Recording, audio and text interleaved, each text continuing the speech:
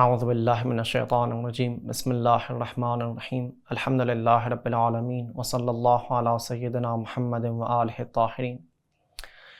آج ہمارا موضوع بحث ہے شر اور ایول، اور اس کو ہم کمپیئر کرنا چاہ رہے ہیں خدا کے حوالے سے کہ کیا خدا جو خود خیر محض ہے، کیا خیر محض ذات شر کا خالق قرار پا سکتا ہے؟ اور شرور کے حوالے سے بھی شرور کی مختلف قسمیں بیان کی جاتی ہے، اور ہم یہ بات ڈسکس کرنا چاہ رہے ہیں کہ کیا جب انسان اس شر کو انجام دے رہا ہے، انسان تو اپنی توانائیوں سے اس کام کو کر رہا ہوتا ہے، اس گناہ کو کر رہا ہوتا ہے، اس جرم کو انجام دے رہا ہوتا ہے، تو کیا اس کے انجام میں خدا کو بھی ہم شامل کریں گے یا نہیں؟ صرف اس انسان کو ہی اس غلط کام کا ذمہ دار ٹھہرائیں گے اور خدا اس حوالے سے ذمہ دار قرار نہ پائے گا؟ یہ وہ اہم ترین سوال ہے جو آج ہم اس حوالے سے ڈسکس کریں گے۔ آئیے سب سے پہلے ہم خود شر کے حوالے سے کچھ رائز آپ کی خدمت میں بیان کرتے ہیں۔ شر کا موضوع علم کلام کی تاریخ میں، علم عقائد کی تاریخ میں ایک قدیمی ترین موضوعات میں سے اور اہم ترین اور دقیق ترین موضوعات میں سے جس پر مختلف علماء کرام نے، علماء اہل کلام نے، علم عقائد کے مختلف علماء نے اپنے آراء بیان فرمایا ہے، اور اس کو توجیہ کرنے یعنی اس کو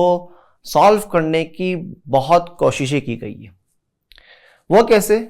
وہ ایسے کہ ہم سب خدا کو خیر مانتے،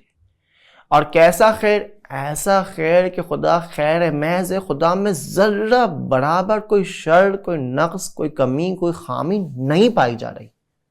اب جب خدا جس میں سراسر خیر ہی خیر ہے، اب جب یہ خدا کائنات کو خلق کرتا ہے، تو کیا خالق کائنات جو خود خیر محض ہے، خیر محض کے سوا کچھ اور خلق کر سکتا ہے؟ نہیں، ظاہر سی بات ہے، خیر ہی خلق کرے گا، خیر شر کا خالق قرار نہیں پا سکتا۔ لہذا یا تو خداوند متعال کی بارگاہ سے شر صادر ہی نہیں ہوا ہے، یا ہم یہ کہہ دیں کہ شرور کا خالق خدا نہیں، کوئی اور دوسری چیز ہے، دوسری ہستی ہے، یا کوئی دوسرے خدا کو آپ مان لے جو وہ دوسرا خدا ان شرور کا خالق قرار پائے۔ جس طرح کے بعض جو ثنویت کے قائل ہوتے، دو خداؤں کے قائل ہوتے، وہ ایک خدا کو خدائے خیر مانتے، ایک خدا کو خدائے شر مانتے، ایک کو یزدان کے طور پر تصور کرتے، ایک کو اہریمن کے طور پر تصور کرتے، اور اہریمن کو، اس شر والے خدا کو خالق شرور کے طور پر تصور کرتے کہ خداوند متعال ایک خیر خدا ہے جو خیر خلق کر رہا ہے، اور ایک شر خدا ہے، اہریمن خدا ہے، ایول گاڈ ہے جو اس کائنات میں ایولز اور شرور کو خلق کر رہا ہے۔ یا تو پھر اس نظریے کے قائل ہو جائے، یا پھر تیسری چیز جو تصور کی جا سکتی ہے وہ یہ کہ ٹھیک ہے خدا خود خیر محض ہے، لیکن خدا سے شرور اس وقت صادر ہو سکتے ہیں جب خدا ان شرور کو دفع کرنا اور ختم کرنے کا یا تو علم نہیں رکھتا ہوگا، یا تو ان کو ختم کرنے کی قدرت و توانائی نہیں رکھتا ہوگا، یا تو خداوند متعال بخیل ہوگا۔ خداوند متعال کے اندر بخل جو پایا جا رہا ہے، اس خداوند متعال کے بخل کی وجہ سے خدا نہیں چاہا ہے کہ میں ہی صرف کامل مطلق رہوں، اور تمام تر دوسری ذوات جتنی بھی چیزیں خدا خلق کیے جا رہا ہے ان کے اندر نقص پایا جائے، ان کے اندر شر پایا جائے۔ اپنے اس بخل کی وجہ سے خداوند متعال نے اس شر کو اس کائنات میں خلق کیا ہے۔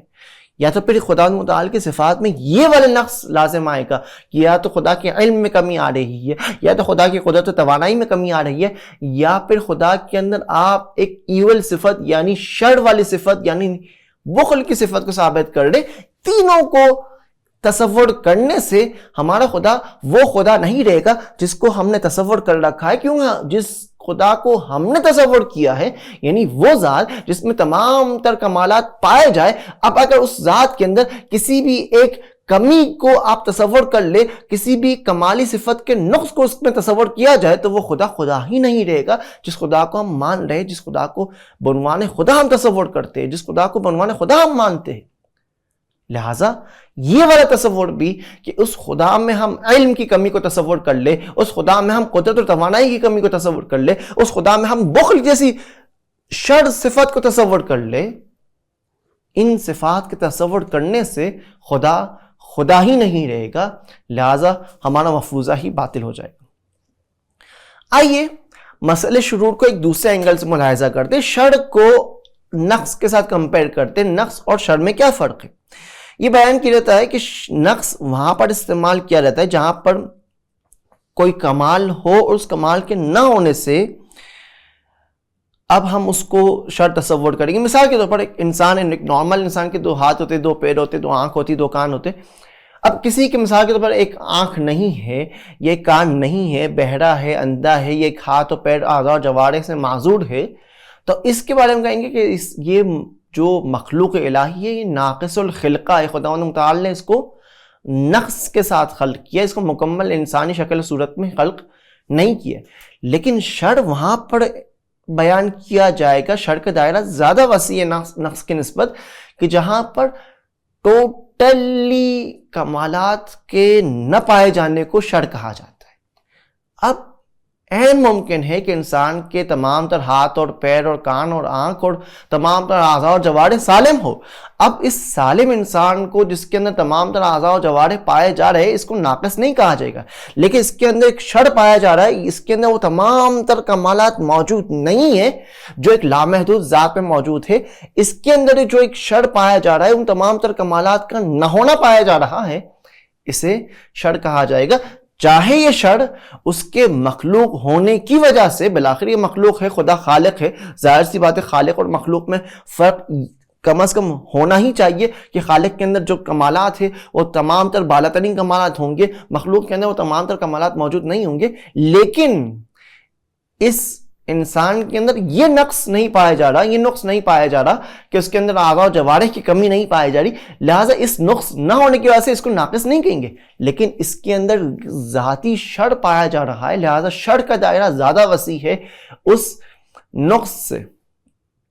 بالکل اسی طرح سیئہ اور شر میں بھی فرق ہے۔ سیئہ یعنی جہاں پر انسان عصیان کر رہا ہے، گناہ کر رہا ہے، جو اس کی ذمہ داری تھی اس کو پورا نہیں کر رہا ہے، اب اس ذمہ داری کو پورا نہ کرنے کو شر کہیں گے، لیکن اگر وہ شخص ذمہ داری پورا کر رہا ہو تو اس کو سیئہ اور عصیان نہیں کہا جائے گا، لیکن شر اپنی جگہ پر اس کا دائرہ وسیع ہے۔ اس کے اندر جو ذاتی نقصان پایا جا رہا ہے، ذاتی کمی جو پائی جا رہی ہے، ذاتی کمالات جو اس کے اندر نہیں پائے جا رہے، اس کی وجہ سے وہ اس کے اندر شر بالآخر اس جہت سے بھی موجود ہوگا۔ یا یہی چیز آپ ضرر اور شر کو اگر کمپیئر کریں گے تو ضرر وہاں پر کہا جاتا ہے جب اس کو آپ کمپیئر کر لوتے راستے سے، جبکہ شر آپ اس کو کمپیئر کر لوتے ہدف سے، یعنی بلحاظ ہدف ہم دیکھ رہے ہوتے ہیں تو وہ کہتے ہیں کہ یہ چیز اپنے ہدف اور مقصود تک نہیں پہنچ سکی، لہٰذا اس کے اندر شر پایا جا رہا ہے، لیکن جس راستے کو طے کر رہی ہے، اس راستے میں جو نقصانات وہ اٹھا رہی ہے، اس راستے میں اٹھائے جانے والے نقصانات کو ضرر کہا جائے گا۔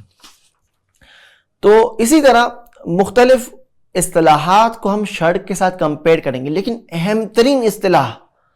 جس کو شر کے ساتھ کمپیئر کر کے اس کو واضح اور سمجھنے کی ضرورت ہے وہ ہے عدم۔ عدم اور شر میں کیا فرق ہے؟ کیا یہ دونوں سیم ہے، ایک ہی ہے؟ کیا بالکل جس طرح اسلامی فلاسفرز وجود اور خیر کے درمیان مساوی کی نسبت قائم کرتے ہیں کہ ہر جگہ جہاں پر بھی کوئی بھی چیز موجود ہو وہ چیز عین خیر ہے، وہ چیز اگر وجود رکھتی ہے تو وہ خیر ہے، اور اگر کہیں خیر پایا جا رہا ہے تو وہ یقیناً وہ چیز موجود ہوگی، وجود خیر کے سوا ہو ہی نہیں سکتا۔ فلسفے میں ان دونوں کے درمیان تساوی کی نسبت بلکہ تساوی سے بالاتر تساوق کی نسبت ان دونوں کے درمیان قائم کی جاتی ہے کہ وجود اور خیر کے درمیان نسبت تساوق قائم ہے، اور یہ دونوں جہاں جہاں وجود پایا جائے گا وہاں خیر پایا جائے گا، جہاں خیر پایا جائے گا وہاں وجود پایا جائے گا، یہ دونوں ایک دوسرے سے جدا ہو ہی نہیں سکتے، وجود اور خیر ساتھ ساتھ ہے۔ جہاں جو چیز موجود ہے یقیناً وہ چیز اتنی ہی مقدار میں خیر بھی ہے، اس کے اندر اتنا ہی خیر پایا جائے گا، چاہے وہ چیز، مثال کے طور پر ہم اپنے اندر درد محسوس کریں، یہ درد محسوس کرنا خیر ہے۔ اب اس کے اندر خیر والا پہلو کیسے ہے؟ شیطان خیر ہے، شیطان میں خیر والا پہلو کیسے ہے؟ بیماریاں خیر ہے، اس میں خیر والے پہلو کیسے؟ تمام تر چیزیں جو اس کائنات میں موجود ہیں سانپ اور مچھر اور بچھو اور ساری چیزیں جو انسان اس کائنات میں تصور کر رہا ہوتا ہے وہ چیزیں موجود ہیں اس کائنات میں. ان کا وجود رکھنا ہی ان کے خیر ہونے کی دلالت اور نشانی ہے کہ وہ خیر ہے تبھی وہ اس کائنات میں موجود ہے. اگر وہ چیز خیر نہ ہوتی تو موجود بھی نہ ہوتی. ہاں یہ اب دوسرے اینگل سے ہمیں دیکھنے کی ضرورت ہے کہ اس کے اندر کہاں سے خیر پایا جا رہا ہے. اگر میں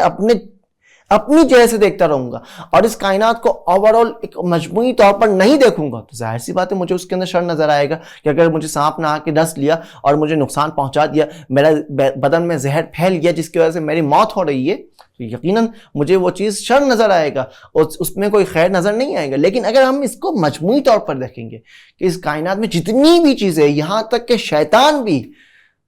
ہمارے لیے خیر ہے, اسی شیطان کے اوپر ہم پیر رکھ کر انسانیت کے کمال کے منازل کو طے کرنے کی سیڑھی بنا رہے ہوتے ہیں. شیطان ہمارے لیے سیڑھی قرار پا رہا ہے ترقی کرنے کے لیے, عروج کرنے کے لیے, انسانیت کے بالا ترین مقامات تک پہنچنے کے لیے. خود شیطان کا ہونا اس وجہ سے کہ وہ ہمارے عروج اور ترقی کا باعث بن رہا ہے خیر ہے. اس کائنات میں کوئی بھی چیز ایسی نہیں ہے جو شر. اب آئیے اس سوال کی طرف کہ اگر شر نہیں ہے اس کائنات میں تو ہم جن چیزوں کو شرور تصور کر رہے کیا وہ واقعاً شر نہیں ہے؟ اس حوالے سے دقیق فلسفی نگاہ کی ضرورت ہے کہ شر یعنی وہ چیز جہاں پر خیر ہونے کا امکان تھا, یعنی اس کے اندر یہ صلاحیت پائی جا رہی تھی کہ وہ چیز اس کے اندر پائی جائے اور اب اس کے اندر نہیں ہے. مثال کے طور پر انسان کے اندر اعضاء و جوارح ہے مکمل طور پر ہاتھ اور پیر اور آنکھ و کان. اب انہی اعضاء و جوارح میں سے ایک اس انسان کے اندر نہ پایا جائے. مثال کے طور پر انسان کے اندر ایک ہاتھ نہ ہو. اسی ایک ہاتھ نہ ہونے کو جو ناقص الخلقہ کہا جاتا ہے, یہ ایک شر ہم تصور کرتے کہ انسان کے اندر اگر اس کے اندر یہ ایک اور ہاتھ پایا جا رہا ہوتا, جو کہ ابھی نارملی انسانوں کے اندر 2 ہاتھ پایا جا رہا ہے, اگر کسی کے اندر 1 ہاتھ پایا جا رہا ہے اس کے اندر 1 ہاتھ نہیں ہے تو اس کو ہم نقص اور شر تصور کریں گے. اس شر کو ہم اس طرح تصور کر لیں کہ یہاں پر دوسرا ہاتھ ہونا چاہیے تھا اور اب کیونکہ دوسرا ہاتھ نہیں ہے لہٰذا یہ دوسرے ہاتھ کے نہ ہونے کو ہم شر کہیں گے. تو گویا شر ایک عدمی امر ہے, یعنی گویا کہ ہم شر کو عدم کے ساتھ مساوی اور مساوی قرار نہیں دے رہے, بلکہ شر اخص سے از عدم ہے. شر کا دائرہ عدم کے دائرے سے زیادہ ضیق ہے, کم ہے دائرہ اس کا, اتنی وسعت میں نہیں ہے جتنی وسعت میں عدم کا دائرہ ہے. لیکن شر کو وہاں پر ہم ملاحظہ کرتے ہیں اور وہاں پر اعتبار کرتے ہیں جہاں پر اس چیز کے وجود رکھنے کا مقام ہو, اور اب وہ چیز موجود نہ ہو تب ہم اسے شر تصور کریں گے کہ یہاں پر یہ چیز شر قرار پا رہی ہے. شر امر عدمی ہے. لہذا وجود ہونے کے ناطے وجود بما ہوا موجود کبھی بھی کسی بھی چیز کے نہ ہونے کا سبب نہیں بنے گا, کبھی بھی شر قرار نہیں پائے گا, بلکہ شر یعنی کسی بھی چیز کا نہ ہونا, کسی بھی کمال کا نہ ہونا ایک امر آدمی ہے جہاں پر اس کمال کے ہونے کی شان اور منزلت اور مقام تھا اور اب وہاں پر وہ چیز وہ کمال نہ پایا جائے اسے شر کہا جائے گا. لہذا شر آدمی ہے اور یہ پہلا مقدمہ اگر ہم نے قرار دے دیا کہ شر امر آدمی ہے, دوسرا مقدمہ ہمارا یہ ہوگا کہ عدم اور عدمی علت کے محتاج نہیں ہے, بلکہ اس کے عبارت اخرى یہ ہوگی کہ خود اس خیر کے نہ ہونے کو ہم شر کی علت کے طور پر قرار دے رہے ہوتے کہ یہاں پر جو خیر معطی خیر ہے, معطی کمال ہے, کمال عطا کرنے والی ذات ہے, اس کمال عطا کرنے والی ذات نے جس مقام پر کمال عطا کرنا چاہیے تھا کمال عطا نہیں کیا, اسی کمال عطا نہ کرنے کی وجہ سے, اس چیز کے موجود نہ ہونے کی وجہ سے ہم اس خیر کے نہ ہونے کی وجہ سے اس چیز کو شر تلقی کر رہے, بلکہ گویا یہ ہماری ایک تلقی ہے, ایک ہماری پنداشت ہے کہ ہم اس سے شر تلقی کر رہے ہیں. کیا واقعی وہاں پر اس چیز کا نہ ہونا, اس چیز کا ہونا ضروری تھا کہ اب نہ ہونے پر ہم سوالی نشان اٹھا رہے کہ یہاں پر اب یہ چیز کیوں نہیں ہے؟ اس وقت ہم اس سوالی نشان اٹھانے کے قابل قرار پائیں گے کہ ہم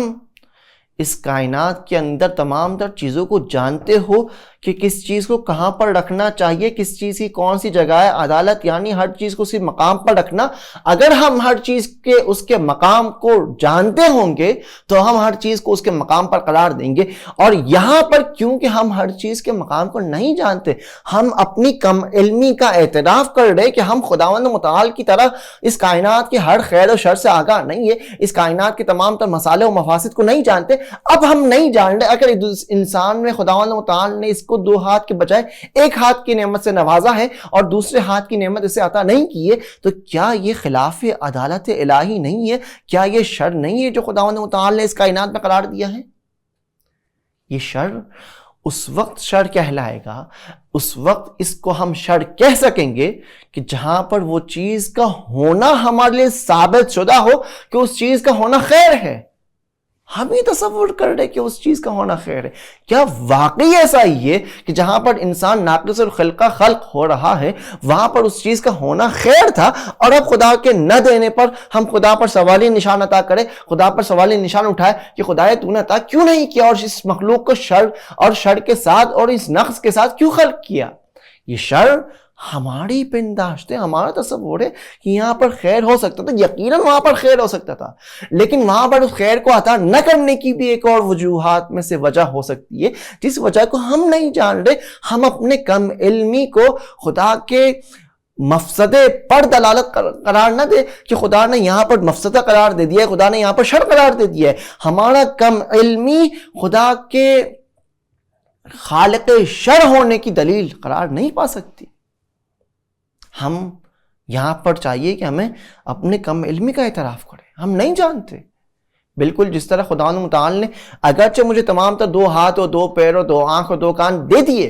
لیکن خداوند متعال نے مجھے نبی اور امام قرار نہیں دیا. اب یہ نعمت جو خدا نے عطا نہیں کی ہے، یقیناً اس میں کوئی مصلحت ہوگی. جس طرح خدا کے مجھے 2 ہاتھ دینے میں مصلحت ہے، مقام نبوت نہ دینے میں خدا کی یقیناً کوئی مصلحت ہوگی، جبھی تو خدا متعال نے مجھے مقام نبوت عطا نہیں کی ہے. اب اس مقام نبوت کو عطا نہ کرنے کو میں خداوند متعال کی بارگاہ میں یہ شکایت نہیں کروں گا کہ خداوند تو نے مجھے شر عطا کر دیا. نہیں،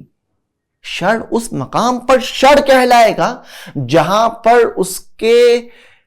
ہونے کے اندر کوئی خیر پایا جائے. یقیناً خداوند متعال نے مجھ میں وہ خیر نہیں دیکھا،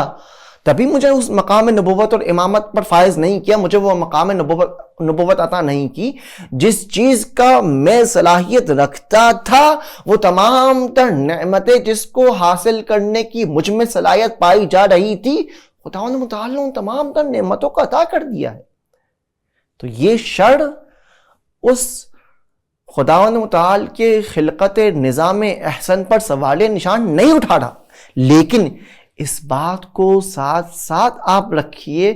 کہ ہم یہاں پر یہ ڈسکس کرنا چاہ رہے ہیں، اس سوال کا جواب دینا چاہ رہے کہ یہ شر جو اس کائنات میں ہے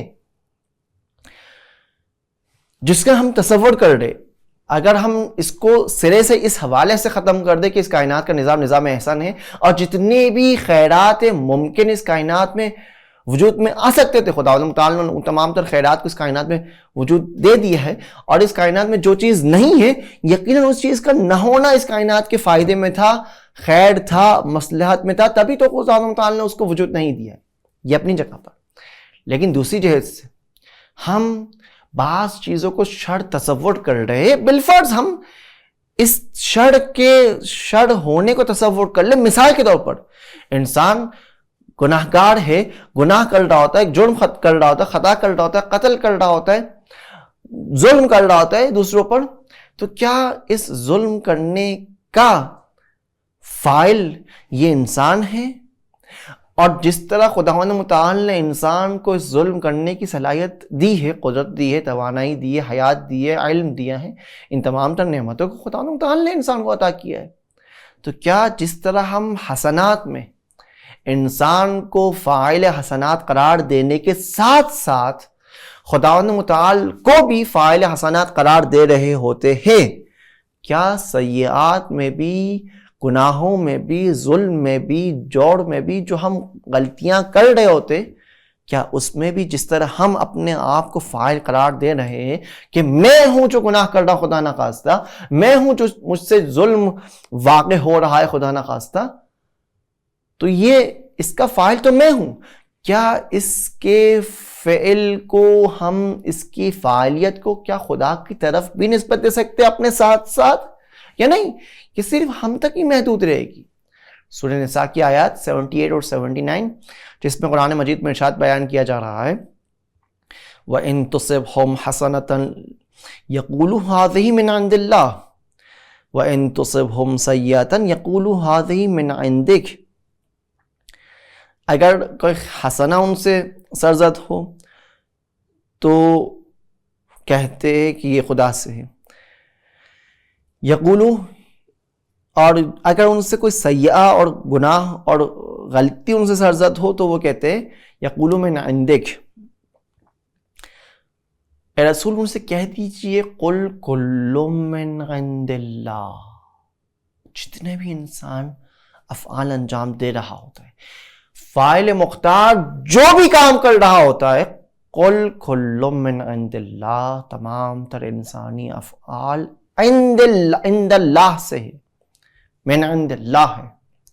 اور اس کی اگلی آیت میں قرآن مجید میں ارشاد کیا جا رہا ہے ما اصابک من حسنۃ فمن اللہ وما اصابک من سیئۃ فمن نفسک. انسان جتنے بھی کار خیر کر رہا ہوتا ہے، حسنات انجام دے رہا ہوتا ہے، ان سب کو خداوند متعال کی طرف نسبت دے. لیکن جہاں پر انسان سیئہ انجام دے رہا ہے وہاں پر قرآن مجید بیان فرما رہا ہے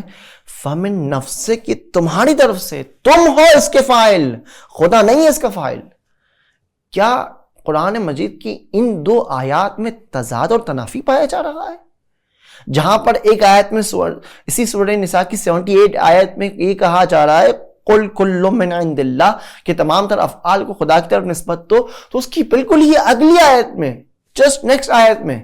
یہ بیان کیا جا رہا ہے ما اصابک من سیئۃ فمن نفسک. کیا ان دونوں آیات میں کھلم کھلا تضاد نہیں پایا جا رہا؟ یہاں پر آ کر فلسفہ اپنا جواب بیان کر رہا ہوتا ہے کہ انسان سے شرور، ظلم، جھوٹ، نواقص سرزد ہوتے ہیں. انسان ظلم کر رہا ہوتا ہے، گناہ سرزد ہو رہے انسان سے. کیا گناہوں کا فاعل بھی خداوند متعال کی بارگاہ ہے؟ کیا خداوند متعال کی ذات سے ہم گناہوں کو بھی نسبت دیں گے یا نہیں؟ یہ گناہوں کا حقیقی فاعل انسان ہے. اس کو ہم کیسے جمع کر سکتے ہیں؟ خود قرآن کی آیات کو دونوں کیسے جمع کیا جا سکتا ہے کہ ایک جگہ یہ بیان کیا جا رہا ہے قل کل من عند اللہ، کہ ہر فعل کو عند اللہ سے آپ تصور کیجئے، اور دوسری آیت میں، اگلی ہی آیت میں یہ بیان کیا جا رہا ہے ما اصابک من سیئۃ فمن نفسک. تم ہو جو سیئے کو انجام دے رہے ہو، تم ہو جو گناہ کر رہے ہو، تم ہو جو ظلم کر رہے ہو، تمہاری طرف نسبت دیا جا رہا ہے اس ظلم اور گناہ کو اور سیئے کو. تو اس میں حضرت آیت اللہ رضوان جوادی عمری دقیق فلسفی اور تفصیلی نقطہ بیان فرماتے ہیں کہ یہاں پر ہم نے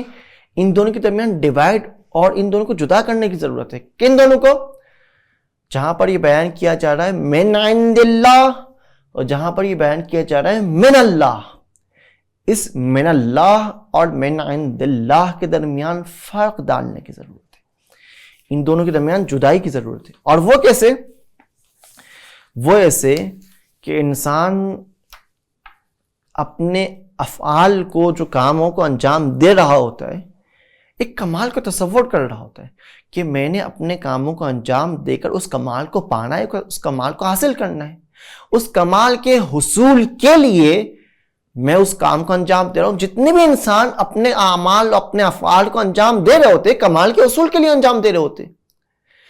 لہٰذا انسان کا مقصد اور غرض کسب کمال ہے، کمال کو کسب کرنا ہے، حاصل کرنا ہے. انسان کے افعال حصولی ہے، تحصیلی نہیں ہے. انسان اس کمال کو کسب کرنے کے لیے، حاصل کرنے کے لیے اس کام کو انجام دے رہے ہوتے ہیں، اور اسی کی نسبت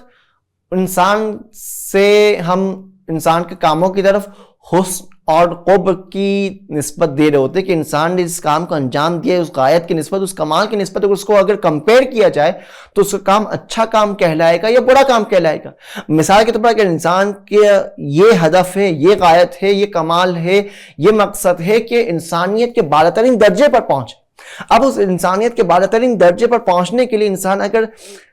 عدالت کے ساتھ برتاؤ کرے، سچائی کے ساتھ زندگی کرے، حسن خلق کے ساتھ زندگی کرے، تو اس انسان کے ان اعمال اور کردار کو کہا جائے گا کہ انسان کی یہ کام حسن ہے۔ لیکن وہی کام، وہی انسان اگر جھوٹ بولے، اگر ظلم کرے، اگر غیبت کرے، اگر غلط کام اور جرم و گناہ کرے، تو جب اس انسان کے کام کو اس انسانیت والے کمال کے ساتھ کمپیئر کیا جائے گا تو اس کام کو قبیح کہا جائے گا کہ یہ کام تم نے قبیح کام انجام دیا ہے۔ لہذا انسان کے اندر حسن اور قبح کا یہ ملاک اور معیار ہے کہ جب ہم اپنے کاموں کو اس غایت اور ہدف کے ساتھ کمپیئر کرتے ہیں تو ہمارے کام اس غایت تک پہنچنے کے لیے مددگار ہے، یہ ہمیں اس غایت اور ہدف اور ٹارگٹ سے دور کر رہے، اس کے مطابق ہمارے کام حسن یعنی اچھے اور قبیح یعنی برے کہلائیں گے۔ اگر ہم اس کام کے ذریعے سے اس ہدف تک قریب ہو رہے ہیں تو ہمارے کام اچھے کام کہلائیں گے۔ اگر ہم اس کام کے ذریعے سے اس ٹارگٹ سے دور ہو رہے ہیں، اس مقصد تک پہنچنے سے دور ہو رہے ہیں، تو ہمارے کام قبیح کام کہلائیں گے، اچھے کام نہیں کہلائیں گے۔ لیکن خداوند متعال کے لیے بھی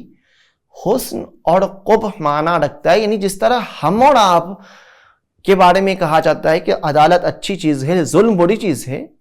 یہی آپ جملہ خداوند متعال کے بارگاہ میں بھی استعمال کر دے کہ ذات الہی کے لیے بھی عدالت اچھی چیز ہے، ظلم بری چیز ہے۔ وہاں پر عدالت کا اچھا ہونا اور ظلم کا برا ہونا کس معنی میں ہے؟ کیا خدا بھی کسی مقصد کو پانے کے لیے کسی کام کو انجام دے رہا ہوتا؟ نہیں، خدا کے افعال کسی کمال کے حصول کے لیے نہیں ہوتے، کسی مقصد تک رسائی حاصل کرنے کے لیے نہیں ہوتے، بلکہ خدا کے کام موجودہ خدا کے اندر کمالات کے تقاضے سے ہوتے، یعنی خدا کے اندر کمال موجود کا تقاضا ہے کہ خدا متعال سے یہ فعل سرزد ہو، کمال الہی کا تقاضا ہے کہ خداوند متعال سے وہ فعل سرزد ہو، لہٰذا خداوند متعال کے کام کبھی بھی حصولی نہ ہوں گے، بلکہ خداوند متعال کے تمام تر کام تحصیلی ہے نہ کہ حصولی۔ یعنی خداوند متعال کسی کمال کو پانے کے لیے اس کام کا انجام نہیں دے رہا، بلکہ اس کمال کے موجودگی کا یہ تقاضا ہے کہ خداوند متعال سے وہ کام سرزد ہو۔ بالکل جس طرح، اس مثال کو صرف سمجھانے کے لیے، بالکل جس طرح ہم کسی کے لیے صفت کرامت کو استعمال کرتے ہیں کہ فلاں شخص کریم ہے، اب وہ اگر کسی کو بخشش دے رہا ہے اور کسی کو عطا کر رہا ہے، اب اس کے بخشش اور عطا کرنے کی وجہ یہ نہیں ہے کہ وہ یہ چاہ رہا ہے کہ اس کے لیے صفت کرامت ثابت ہو جائے، نہیں، اس کے لیے صفت کرامت ثابت ہے۔ اس صفت کرامت کے ثابت ہونے کا تقاضا یہ ہے کہ وہ بخشش اور عطائیں کرتا جائے، اس کے اندر ایک کمال پائے جا رہا ہے۔ بالکل اسی طرح خداوند متعال کی ذات میں وہ تمام تر کمالات پائے جا رہے، اور ان کمالات کے موجود ہونے کی وجہ سے خداوند متعال سے وہ افعال سرزد ہو رہے، اور لہٰذا خداوند متعال کے افعال سب کے سب حسن ہوں گے، کیونکہ خداوند متعال کے افعال کسی بھی قبیح صفت سے ناشی نہیں ہوئے، کسی بھی قبیح صفت کی وجہ سے وہ فعل سرزد نہیں ہوئے۔ کوئی بھی قبیح صفت خداوند متعال کے نا سرے سے ہی نہیں پائی جا رہی جو کہ وہ قبیح صفت خداوند متعال سے کسی بھی فعل کے سرزد ہونے کی سبب اور علت قرار پائے، نہیں۔ جب خداوند متعال کے اندر محض کمال ہی کمال ہے تو ظاہر سی بات ہے جو فعل بھی خدا سے سرزد ہوگا وہ فعل بھی کمالی فعل ہوگا، اور وہ فعل حسن کہلائے گا۔ ایسا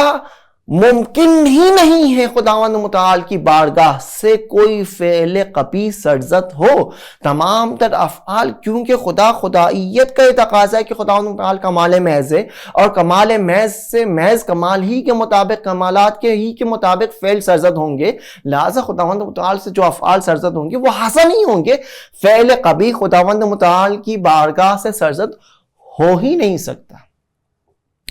اور یہ جو حسن جو خداوند متعال میں پایا جا رہا ہے یہ حسن حصولی ہے۔ تحصیلی حسن خداوند متعال کی بارگاہ میں معنی ہی نہیں رکھتا کہ خداوند متعال کسی حسن کو پانے کے لیے کسی کام کو انجام دے، نہیں، بے معنی ہے۔ ہم اور آپ جو کسی کمال کو پانے کے لیے کسی فعل کو انجام دے رہے ہوتے، خداوند متعال کسی کمال کو پانے کے لیے اس فعل کو انجام نہیں دے رہا ہے، بلکہ خداوند متعال کے اندر تمام تر کمالات حصولی ہیں، اور اس حصولی کمالات کی وجہ سے خداوند متعال سے فعل سرزد ہو رہا ہوتا ہے۔ لہٰذا ظلم زید کو، اگر زید ظلم کر رہا ہے، جب اس کے فعل کو اس کمال کے ساتھ کمپیئر کیا جائے گا تو اس کے اس کام کو شر کہا جائے گا، اس کام کو کبھی کہا جائے گا۔ لیکن یہی ظلم زید کو اگر خداوند متعال کی بارگاہ کی طرف نسبت دیا جائے، کیونکہ خداوند متعال کی بارگاہ کے ساتھ اس کو نسبت دینے کا یہ مطلب ہے کہ خداوند متعال نے وہ تمام تر خیر جو ممکن تھے خلق کر دیے ہیں، اور اس زید کو اختیار دے دیا کہ وہ خود سے اس کمال کے راستے کو طے کرے، لہٰذا خداوند متعال کا یہ کام کرنا بھی خیر ہی کہلائے گا۔ یہاں پر زید کے لیے تو وہ کام کرنا شر کہلائے گا، خدا کے لیے اس ظلم زید کو شر سے تعبیر نہیں کریں گے، خدا کے لیے وہ شر نہیں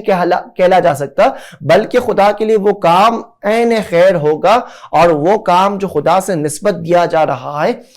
من عند اللہ ہونے کی وجہ سے، بارگاہ الہی کی جانب سے کی جانب سے ہونے کی وجہ سے وہ کام خیر کہلائے گا۔ لہٰذا وہ اختیار جو دے دیا گیا زید کو، اب وہ زید اس کام کو اس اپنے اندر جو موجودہ خداوند متعال نے اسے نعمتیں دی ہے اسے کار خیر کے لیے استعمال کرے تو خداوند متعال کی دی ہوئی قدرت و توانائی کے مطابق استعمال کیا ہے، من اللہ بھی ہے، من عند اللہ بھی ہے۔ لیکن اگر اسی زید نے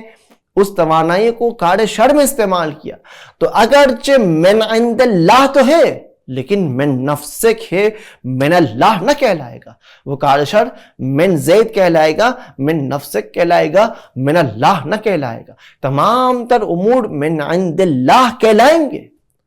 من اللہ فقط حسنہ من اللہ کہلائے گا، سیئہ من اللہ نہ کہلائے گا، بلکہ سیئہ تو تمہارا ہے، تم ہو جس نے اس خیر اور شر کے راہ میں سے شر کا انتخاب کر کے اس شر کے راستے میں چلے ہو، اور شر کا انجام دینے والے تم ہو۔ لہٰذا یہ بیان کیا جاتا ہے کہ اگر شر اخلاقی کو توحید افعالی کے ساتھ کمپیئر کیا جائے، جہاں پر توحید افعالی میں یہ بیان کیا جا رہا ہوتا ہے کہ تمام تر افعال، جبکہ تمام تر چیزیں خدا کی مخلوق ہے، خداوند متعال نے ہر ایک کو نعمت وجود سے نوازا ہے، ہر چیز کا ہونا خدا کے وجود پر دلالت کر رہی ہے، ہر ایک کمال کا پایا جانا خدائی کمال پر نشانی ہے، تو تمام تر اس کائنات کے کام بھی خداوند متعال کے کام ہے۔ ظاہر سی بات ہے خداوند متعال نے انسان کو وجود دیا، خداوند متعال نے انسان کو علم و قدرت و توانائی اور حیات عطا کی ہے۔ اب انسان کو ان تمام تر چیزوں کے دینے کے بعد حقیقی فاعل اس کائنات میں ذات خداوند متعال ہی ہے۔ فاعل حقیقی اگر تصور کیا جائے، خداوند متعال کی ذات ہے جو ہر ایک کے اندر، اس صاحب اثر کے اندر بھی اثر ایجاد کرنے والی ذات خداوند متعال کی ذات ہے۔ افرأیتم ما تمنون اانتم تخلقونہ ام نحن الخالقون افرأیتم ما تزرعون اانتم تحرثونہ ام نحن الزارعون۔ حقیقی فاعل خداوند متعال کی ذات ہے، لا مؤثر فی الوجود الا اللہ۔ توحید افعالی کا یہ تقاضا ہے۔ اس توحید افعالی کے تقاضے کے باوجود بھی انسان جب سیئہ انجام دے رہا ہوتا ہے، اس کار سیئے کے انجام دینے کی وجہ سے، اگرچہ وہ سیئہ من عند اللہ ہے، توحید افعالی کے ضمن میں آتے ہوئے وہ کام من عند اللہ کہلائے گا، لیکن وہ سیئہ ہونے کے ناطے، شر کام ہونے کے ناطے، من نفسک، وہ کار شر تمہارے طرف نسبت ہے، خدا کی طرف اس کو نسبت من اللہ نسبت نہیں دی جائے گی۔ لہٰذا اس سوال کا بھی جواب دے دیا گیا کہ اگرچہ اس کائنات کے تمام تر افعال، علم اور قدرت اور توانائی اور حیات، یہ تمام تر چیزیں خداوند متعال کی عطا کردہ چیزیں، اور تمام تر افعال کا حقیقی فاعل بھی خداوند متعال کی ذات ہے، لیکن ان سب کے باوجود اگر شر تم سے سرزد ہو رہا ہے، توحید افعالی کا مطلب ہے کہ تمام تر افعال انسان کے خداوند متعال کی طرف نسبت دیے جائیں گے۔ من عند اللہ کی تعبیر ہے توحید افعالی، کہ انسان کے تمام تر افعال خداوند متعال کی طرف نسبت دیے جائیں گے. لیکن اگر تم سے گناہ سرزد ہوا، اس لیکن سے مراد استثناء لگانا نہیں ہے، لیکن سے مراد اسی توحید افعالی کو مزید کھولنا اور اس کو بہتر تصور کرنا ہے کہ انسان اگر گناہ سرزد ہو رہا ہے انسان سے، تو اس گناہ کے سرزد ہونے کو آپ اگر خدا کی طرف نسبت دے رہے اس جہت سے کہ خداوند متعال نے علم اور قدرت اور توانائی اور حیات دی ہے، خدا کی طرف نسبت دیا جا سکتا ہے، لیکن یہ باعث قباحت نہیں ہے. خداوند متعال سے اس کام کو قبیح نہیں کہا جائے گا، بلکہ خداوند متعال کا یہ قدرت و توانائی اور علم اور حیات دینا عین حسن ہے اور خداوند متعال کے کمالات، موجودہ کمالات کا تقاضا ہے. لیکن یہ انسان سے اس کام کا سرزد ہونا اس فعل کا اس کمال کے ساتھ کیونکہ مطابقت نہیں رکھتا ہے، بلکہ اس فعل کے ذریعے سے انسان کمال سے دور ہو رہا ہے، لہذا شر کہلائے گا. لہذا شرور اخلاقی کو جو انسان کی طرف نسبت دیا جا رہا ہے وہ شر انسان کی نسبت وہ فعل قبیح کہلائے گا، خدا کی نسبت وہ فعل قبیح نہ کہلائے گا، بلکہ وہ کام خدا کی نسبت بھی فعل حسن کہلائے گا اور اسے قبیح نہ کہا جائے گا، کیونکہ خدا متعال کی ذات عین خیر ذات ہے اور خیر ذات سے محض خیر ہی صادر ہوگا. خیر صادر ہوا ہے خدا متعال سے. خدا متعال نے تو ہمیں نعمتوں سے نوازا ہے اور ہمیں اختیار دے رکھا ہے، لہٰذا خدا متعال کا کام عین خیر ہے، عین حسن ہے، اور خدا متعال کے کام میں کسی بھی جہت سے کوئی بھی شر نہیں پایا جا رہا. لہٰذا یہاں تک آپ کی خدمت میں بیان ہو چکا کہ شر یا تو امر آدمی ہے، لہٰذا وہ فاعل کا محتاج نہیں ہے، اور اگر شر کو امر آدمی ہونے کے ساتھ ساتھ فاعل کی طرف نسبت دے رہے تو اس کا فاعل من نفسک انسان ہے، اور توحید افعالی کے مطابق من عند اللہ ہونے کے ناطے خداوند متعال نے انسان کو تمام تر ضروریات اور تمام تر چیزوں کے عطا کرنے کے بعد اختیار بھی عطا کر دیا ہے تاکہ وہ کام انسان کی طرف منسوب ہوگا اگر کار شر ہو اور اگر کار خیر ہو، کیونکہ تمام تر اسباب و مقدمات اس کے خداوند متعال نے عطا کیے ہیں اور من اللہ ہے، لہذا اس کار خیر کو من اللہ بھی کہیں گے، من عند اللہ بھی کہیں گے، لیکن کار شر کو من عند اللہ تو کہا جائے گا، من اللہ کہنے کے وہ شر قابل نہ ہوگا، وہ شر من نفسک انسان کی طرف ہی صرف منسوب ہوگا، خدا سے منسوب نہ ہوگا. وصلی اللہ علی سیدنا محمد وآلہ الطاہرین.